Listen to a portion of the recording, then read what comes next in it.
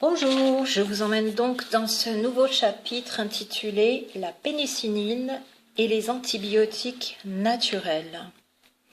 Les travaux de Béchamp et Tissot nous permettent de comprendre le contraste existant entre les figures 36 et 37 du livre de Levaditti sur la pénicilline. Il faut donc se référer à ce livre et à ces deux figures que j'espère pouvoir trouver pour vous faire un complément, donc, puisque c'est la deuxième fois ici que le docteur Cousigou en parle, de ce livre de Levaditti, L-E-V-A-D-I-T-I. Donc, Béchamp et Tissot nous permettent de comprendre ce contraste entre ces deux figures à propos donc des effets de la pénicilline. À notre avis, la lyse des éléments staphylococciques n'est qu'apparente et en réalité, chez la souris traitée par la pénicilline, les staphylocoques se sont agglomérés. L'union fait la force, entre parenthèses. Ils se sont agglomérés pour former des masses germinatives de leur espèce, c'est-à-dire des leucocytes staphylococciques spécifiques qui pousseront des pseudopodes de nature mycélienne dans le milieu environnant. La pénicilline serait une sorte d'engrais mycoïde qui favoriserait le développement du microbe de sa phase bactérienne à sa phase mycélienne, mycose staphylococcique, entre parenthèses. Mais elle n'est pas microbicide, cette pénicilline toujours, puisqu'elle ne fait que réduire le temps de la phase dangereuse. La phagocytose n'existe donc pas, et les leucocytes ne sont pas des cellules belliqueuses destinées à s'opposer aux invasions microbiennes. Je commenterai entre parenthèses que toute cette vision guerrière du système immunitaire, qui est un système de défense qui doit tuer les micro-organismes, virus, bactéries et tout ce qui se présente, qui oppose une barrière, qui utilise des armes, qui se mobilise à la frontière, enfin tous ces termes guerriers qu'on utilise par rapport au système immunitaire, on a là aussi une autre compréhension, un autre regard sur les effets de la pénicilline, notamment dans ce chapitre, et aussi sur le fait que, pour l'exposé ici du docteur Yves Cousigou, qui reprend les travaux de Béchamp, de Tissot et de certains de leurs disciples qui ont travaillé dans le même champ d'investigation et de recherche en microbiologie, la phagocytose n'existe donc pas, dit-il, et les leucocytes ne sont pas des cellules belliqueuses destinées à s'opposer aux invasions microbiennes. La thèse de Metchnikoff. Donc Metchnikoff, c'est M-E-T-C-H-N-I-K-O-2-F. La thèse de Metchnikoff, selon laquelle la peau et les muqueuses ne sont protégées que par des moyens mécaniques, est également fausse, puisque Fleming a établi que la peau, les ongles, le mucus nasal, les larmes, la salive contiennent du lysozyme ayant le pouvoir lisant sur les bactéries. Le terme antibiotique est, on le comprend, très mal choisi, et anti est de trop là où il n'y a pas de combat, ni de lutte, mais au contraire, métamorphose. Les microbes n'ont pas été créés et disséminés dans le milieu extérieur pour envahir et corrompre l'organisme des êtres vivants. Ce sont des êtres comme les autres et qui cherchent à se nourrir pour pouvoir se reproduire. Voilà, tout au long de cet exposé, dans ce livret du docteur Yves Cousigou, c'est dit, redit et répété.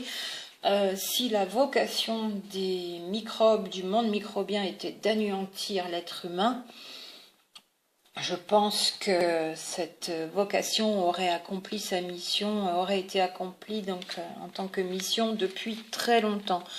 Ça n'est pas, en toute observation beaucoup plus objective, le but du monde microbien, et ici c'est dit et répété, jusqu'à temps qu'on change d'angle de vue sur le fonctionnement de ce monde microbien et le pourquoi des maladies infectieuses se développent, non pas à cause des microbes, mais à cause du terrain de l'individu, donc du milieu nutritif qu'ils trouvent de telle ou telle façon pour se développer et pour y faire leur travail, en quelque sorte.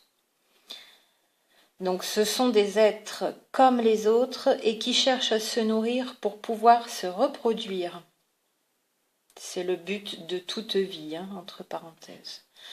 Si un microbe exogène pénètre dans nos humeurs organiques, il va chercher dans cet univers organique, tout aussi complexe que l'univers extra-organique. Il va chercher donc un milieu nutritif convenant à son développement.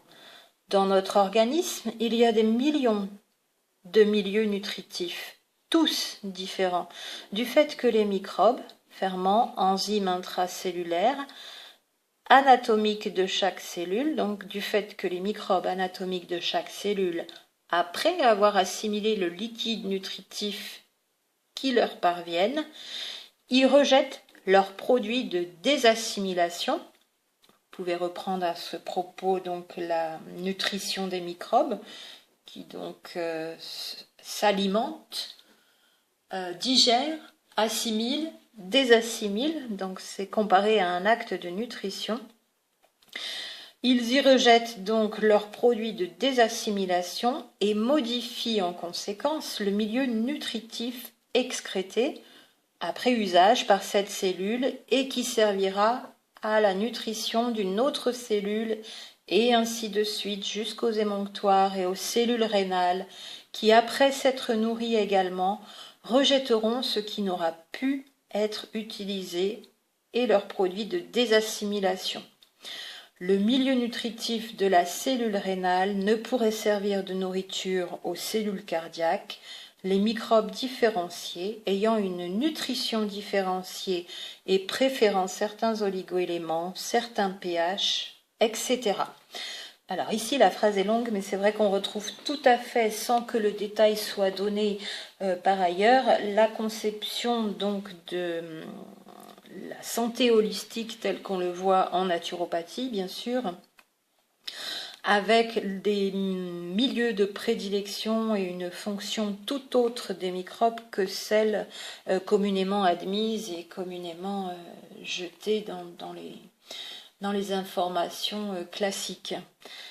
Le monde microbien n'est pas là pour détruire l'être humain, sinon il y a longtemps que ce serait fait, pour le dire et le répéter. Donc cette lutte contre les microbes est une attitude totalement erronée et incorrecte et qui mène au chaos et à la catastrophe. Et en conclusion encore, pour prolonger cette réflexion, puisque je vous expose longuement et en détail tout ce travail pour que vous puissiez aussi vous-même faire votre réflexion sur est-ce que de vouloir introduire des pseudo-microbes égaux, des pseudo-bactéries, des pseudo-virus, soi-disant imités en les modifiant plus ou moins, donc en introduisant ces microbes modifiés par les vaccins, dans l'organisme humain, est-ce qu'on n'est pas en train de complètement perturber tout cet écosystème qui a un fonctionnement complexe, très intelligent, et ses raisons et ses phases de fonctionnement et ses aspects de métamorphose, est-ce qu'on n'est pas en train d'interférer et de mettre tous en dessous, de générer un véritable chaos? La question reste toujours posée. Nous avons pour certaines et certains d'entre nous la réponse, et ce genre d'exposé très détaillé vous permet aussi, vous, de comprendre, d'avoir une autre compréhension du monde microbien. Je reprends cette longue phrase parce que c'est vrai qu'elle est primordiale encore et il est important de bien la comprendre.